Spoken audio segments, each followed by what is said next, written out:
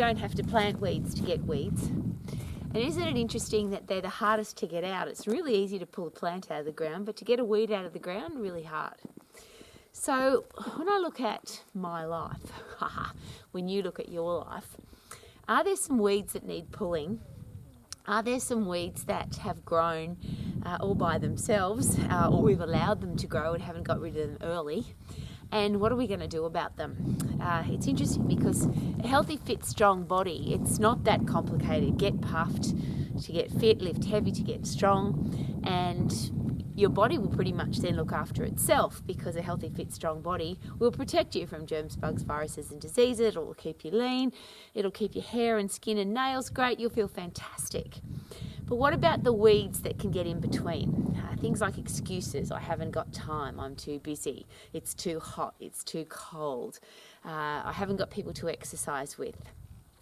We come up with a lot of weeds, excuses, reasons why we don't get healthy, fit and strong. And I've got probably the biggest one to ask. If you're a parent, particularly a parent, and I ask this always with much hesitation because I'm not a parent, but I'm sure that if you have kids, you don't want your kids to be unhealthy. You want them to grow up in a healthy, fit, strong world. You don't want them to get diseases. You want them to be healthy humans.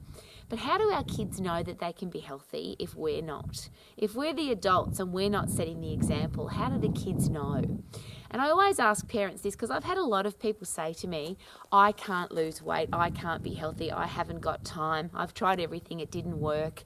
A lot of weeds growing really fast. Could it be a good idea to pull those weeds out before our kids hear that and say, oh, mummy, I'm too busy to exercise, or I haven't got time to exercise, or I don't feel like exercising, or it's too hot, it's too cold. I know this is really harsh, but I want our kids to grow up in a healthy world. I think they deserve it. As adults, we've screwed up this world royally, have we not? We've got diseases now that should be old people's diseases that have become children's diseases, and I find that really embarrassing and annoying. Got my rake here. I want to get rid of the weeds, so I'm just going to show you how serious I am about. I think that coronary heart disease, type 2 diabetes, osteoporosis, depression, obesity, the big killer diseases in the world, they're the worst weeds, and I think we need to hoik those weeds. And I think as exercise professionals, we have the prevention and cure for those. I think as parents, teachers and coaches, we should have the prevention and cure for those, because they're not bad luck diseases. The killer diseases in the world right now, we're giving them to ourselves by inactivity and by mouth. The medical professionals will share with us that the biggest killer in the world is inactivity, that inactivity is the new smoking, sitting is the new smoking, and we sit a lot. We make excuses a lot about not having time to get up and move. And I'll rephrase that. If you are making excuses, is it time to stop? If your garden, your healthy, fit, strong garden, your body is getting overgrown with weeds, is it time to pull the weeds out, get some weed killer, stop them from growing again, and have a healthy, fit, strong garden? I'll use the analogy, we live in this beautiful garden. And if we don't look after it, the weeds will overtake it. And if we look at those big diseases, coronary heart disease has always been the biggest killer in the world, but it's become, because we've got more people in the world and because we've become so inactive, it's really become just out of control. We talk about pandemics, but coronary heart disease is out of control. Type 2 diabetes, which used to be age onset diabetes, is out of control. It's a pandemic. And it simply means we're eating too much food, our body can't burn it up, so we're just overloaded and our body breaks down because it can't deal with all the food that we're giving it. We often relate type 2 diabetes to sugar, but ultimately if you put too much food in your body and your body can't cope, it's going to break down. So coronary heart disease and type 2 diabetes, they're big weeds. We could pull them, hoik them, prevent them, and they'll never come back. If we're active, if we get puffed, if we lift heavy, if we're fit and strong. If I talk about depression, it's a very political conversation and it's technically out of control again. It's a pandemic. We've got little kids going to the psychologist to get medication because they're depressed, they're unhealthy, they're unhappy, their brain's not healthy. I think that's a really big weed and I think it really needs to be hoiked out. I'm out here in the fresh air, there was sunshine, there will be, there always is. I've been moving my body really hard and getting puffed, lifting heavy rocks, sand, gravel, weeds.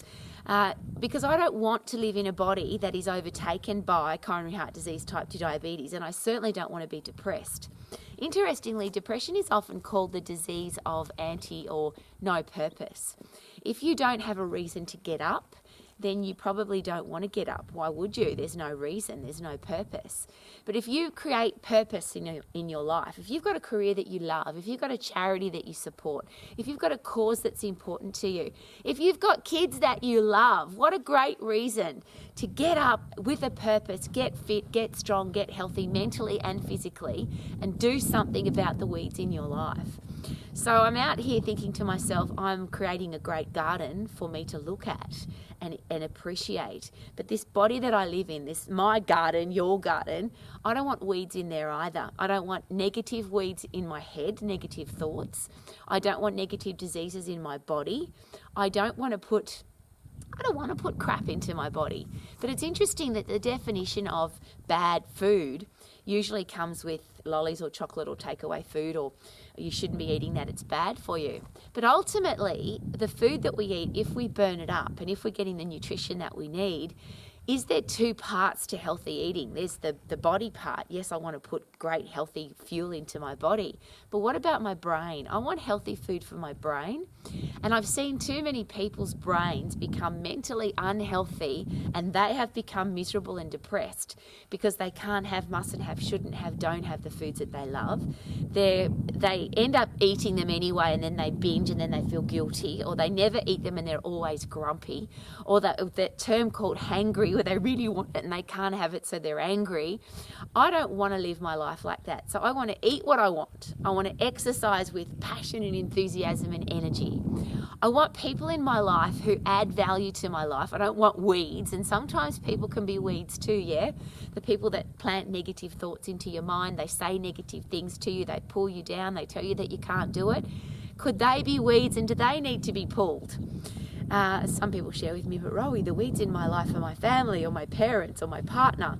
Well, let's give all of that a really great thought. I had a psychiatrist who was a member at one of my health clubs in Australia, and they shared with me very strongly that we need to analyse all the people in our life, and if any of the people in our life are pulling us down, being negative, adding negative things into our life, not adding value, they're not respecting us, then why would we have them in our life? Whether they're our parents or our friends or our partner, why would we allow that kind of weed into our life? They could be dangerous. There's another interesting analogy James Rohn, the business philosopher, shares, that if somebody puts poison in your coffee, you're going to die. Whether it's a friend who does it, or your parents who do it, or your partner who does it, or you put it in there yourself. If you put poison in your coffee, you'll die. Now, he suggests there's two things there. Watch your coffee, and it doesn't matter who poisons you, poison will kill you. So whether the poison's coming from your supposed people that love you and care about you, or the poison's coming from your own negativity, or the poison's coming from the news, or it's coming from the social media, they're all weeds. Let's get rid of the weeds. And I'll say it again, you don't have to plant weeds to get weeds. They just come into your life, and if you don't pull them out, they'll overrun your life. So if you want to be fit, and you want to be strong, and you want to be healthy, what are the things that you have to get rid of? And of course, if you don't want coronary heart disease, type 2 diabetes, you don't want osteoporosis, old bone thinning disease, if you don't want to be depressed, they're all sorted if you get puffed and if you lift heavy. If you get fit and if you get strong, you'll get rid of all of those. But you can't make excuses for not doing them. There's a lot of excuses for being sick, and there's a lot of people who say, I'll take a medication, or I'll go to the doctor, or I'll go to the hospital because I'm not well. It doesn't matter if I'm not fit. Well, I always have this wish, and I'll ask again, wouldn't it be nice if the doctors in our world, the medical professionals that focus on healthy hearts and healthy endocrine systems and healthy bones, wouldn't it be nice if they could focus on people who have a disease that they can't control?